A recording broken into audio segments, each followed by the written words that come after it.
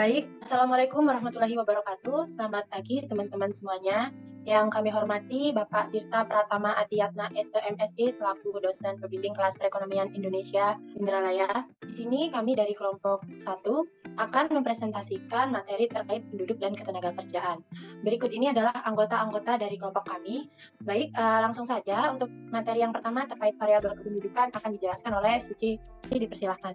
Variabel kependudukan terbagi menjadi 3, yaitu kelahiran, kematian, dan migrasi. Variabel yang pertama yaitu kelahiran atau natalitas.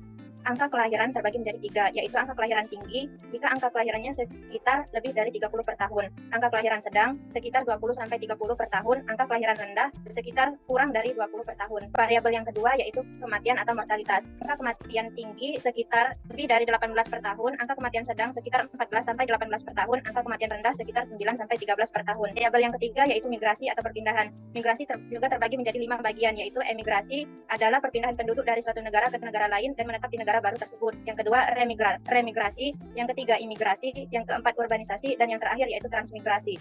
Baiklah, saya kembalikan kepada moderator. Terima kasih banyak Suci atas penjelasannya. Untuk materi selanjutnya terkait karakteristik pendudukan Indonesia akan dijelaskan oleh Iza. Kepada Iza, waktu dan layar dipersilahkan.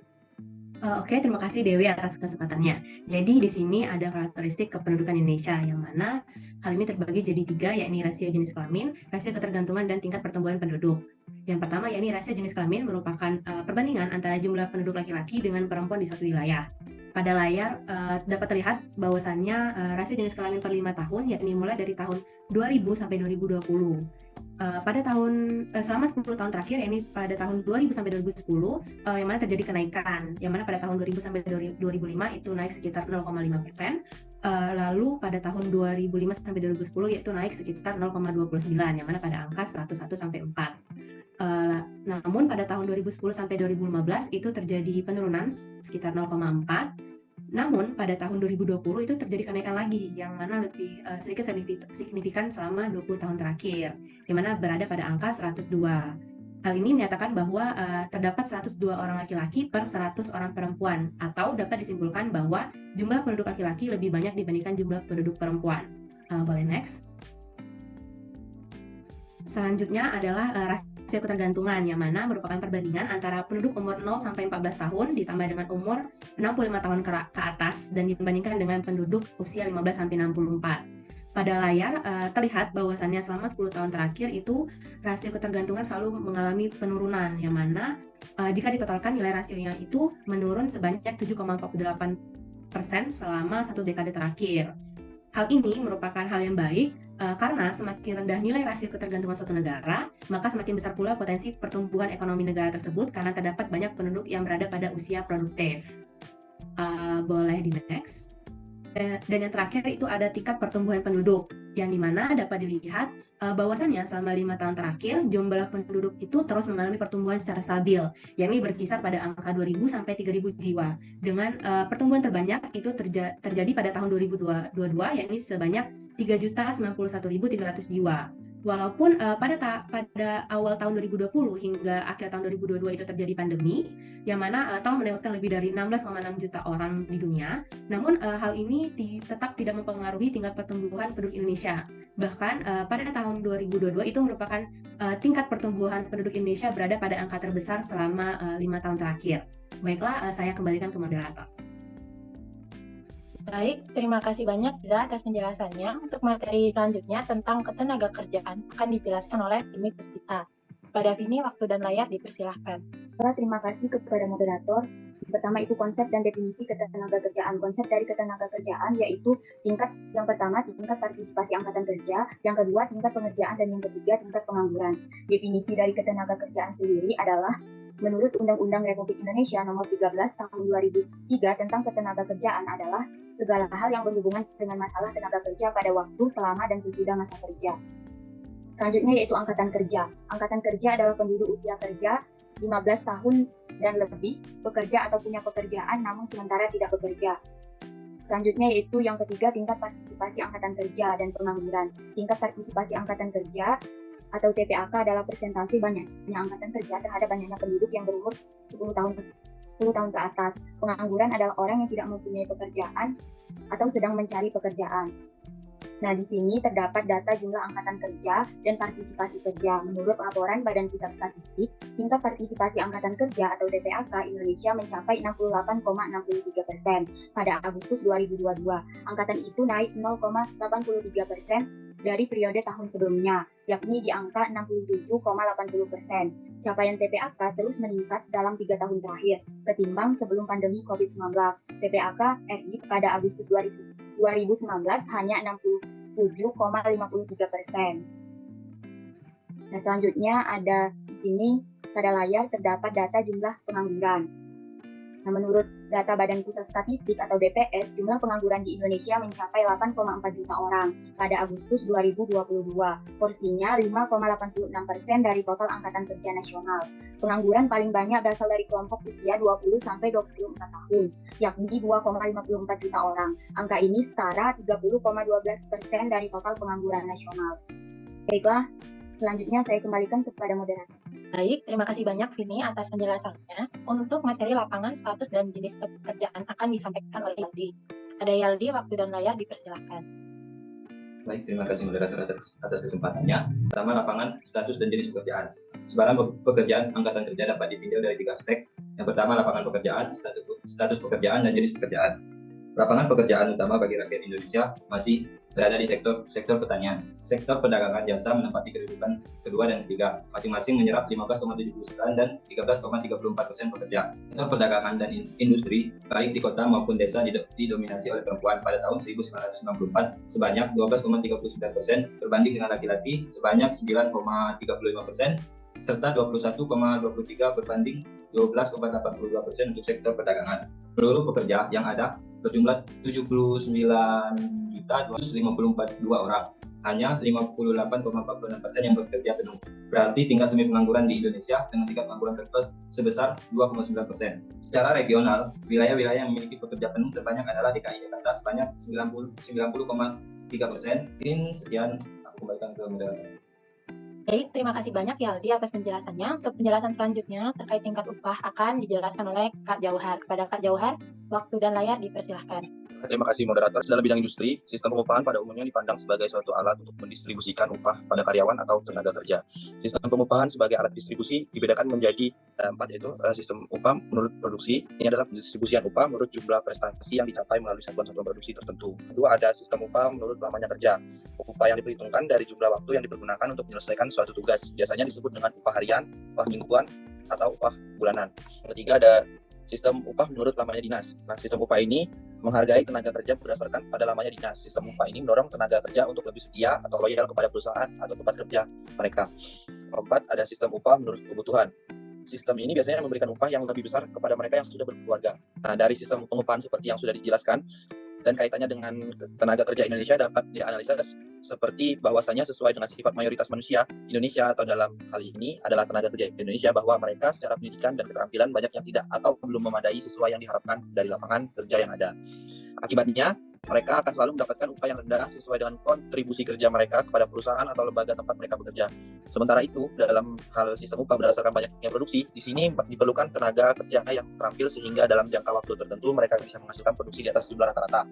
Mereka lebih aman dengan sistem upah berdasarkan lamanya kerja, lamanya dinas, atau menurut kebutuhan saja. Padahal ketiga sistem upah ini banyak tidak digunakan. Oke, mungkin sekian, saya kembalikan ke moderator. Terima kasih banyak Kak Jauhar atas penjelasannya. Sesuai dengan amanat GBHN 1993 dalam pembangunan kependudukan, diarahkan pada peningkatan kualitas penduduk dan pengendalian laju pertumbuhan penduduk. Berarti di sini terdapat 2 poin dalam bangun kependudukan, yaitu yang pertama, penduduk dan pengendalian laju pertumbuhan penduduk. Kualitas penduduk. Nah, peningkatan kualitas penduduk dan kemampuan manusia serta masyarakat Indonesia sebagai pelaku utama dan sasaran pembangunan. Nah, di bidang ketenaga kerjaan, hal ini berupa penciptaan dan perluasan lapangan kerja yang terus diupayakan, terutama melalui peningkatan dan pemerataan pembangunan industri, pertanian, dan jasa. Kemudian, poin yang kedua yaitu pengendalian pertumbuhan penduduk melalui gerakan keluarga berencana. Oke, untuk peningkatan kualitas penduduk ini dapat beberapa program, yaitu yang pertama itu peningkatan kualitas penduduk melalui perluasan pendidikan dan perbaikan mutu pendidikan. Yang kedua, terdapat pengendalian pertumbuhan dan kuantitas penduduk melalui program KB dan perbaikan layanan kesehatan. Selanjutnya yaitu pengarahan persebaran dan mobilitas penduduk, yaitu migrasi dan pemerataan pembangunan antar wilayah. Yang keempat, ada penyempurnaan sistem informasi kependudukan. Dan yang terakhir ada pendayagunaan dan kesejahteraan penduduk usia lanjut. Di sini tadi secara umum, kalau sekarang dari sisi ketenaga kerjaannya terdapat pembinaan dan pengembangan kesempatan kerja dan produktivitas, kemudian ada pendayagunaan dan penyebaran tenaga kerja, ada juga pelatihan dan peningkatan keterampilan kerja, kemudian ada yang terakhir pembinaan hubungan industrial dan perlindungan tenaga kerja. Oke, itu saja penjelasan dari kami.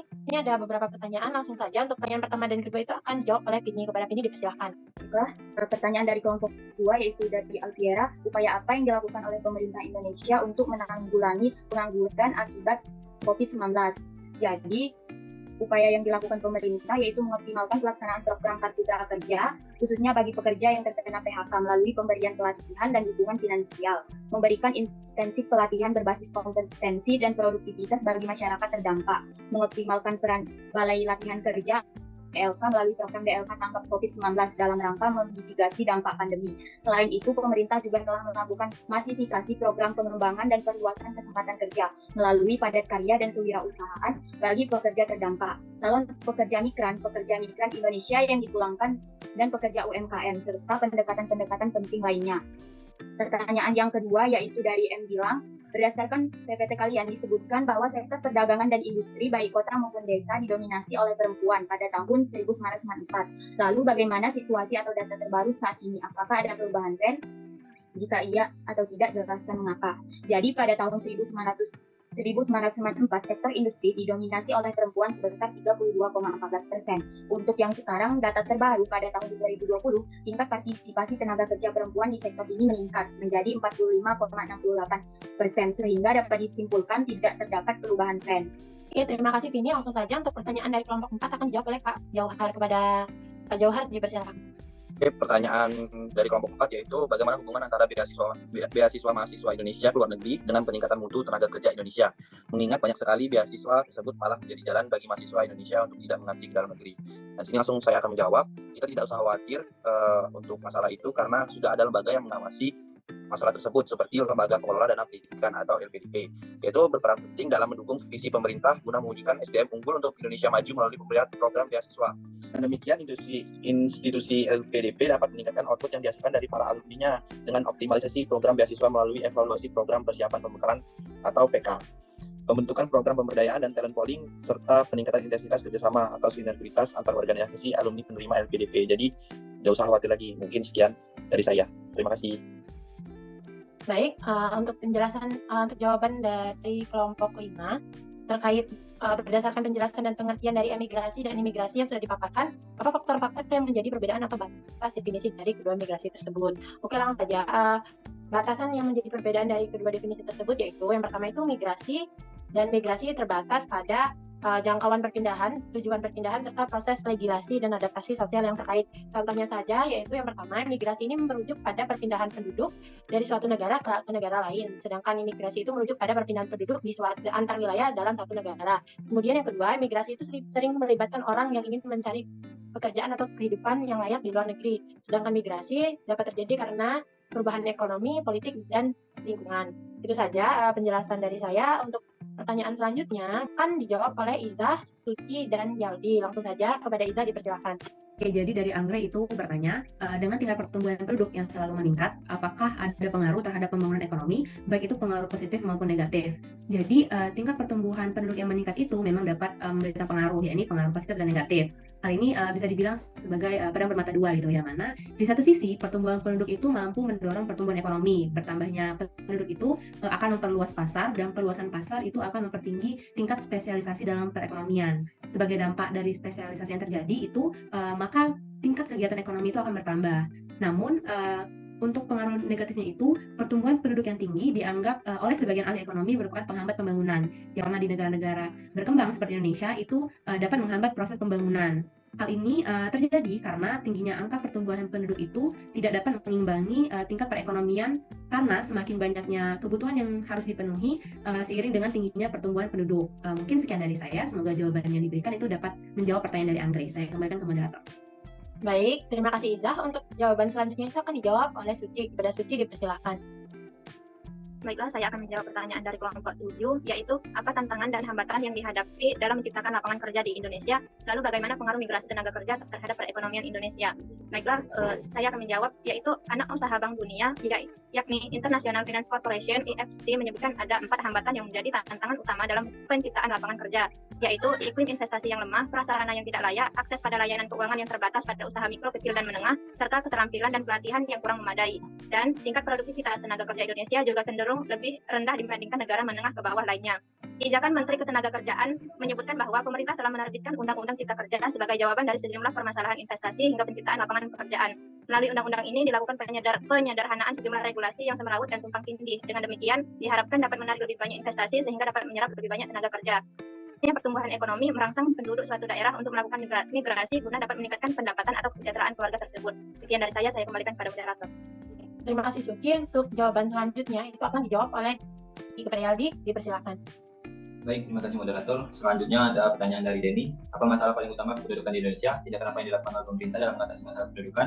Selain berupa tindakan yang dilakukan oleh pemerintah itu, menurut kelompok Anda tindakan apa lagi yang dapat dilakukan untuk mengatasi masalah serupa? Jadi masalah kependudukan di Indonesia adalah jumlah penduduk yang besar atau yang banyak. Seperti diketahui, berdasarkan data Worldometers 2021, Indonesia menempati urutan keempat dengan jumlah penduduk terbanyak di dunia. Dikutip dari Agustina Bidarti dalam bukunya Teori Kependudukan, masalah kependudukan bisa disebut juga sebagai masalah sosial karena terjadi di lingkungan sosial atau masyarakat. Masalah kependudukan dapat terjadi karena adanya ketimpangan antara pertumbuhan penduduk dan peningkatan kualitas sumber daya manusia.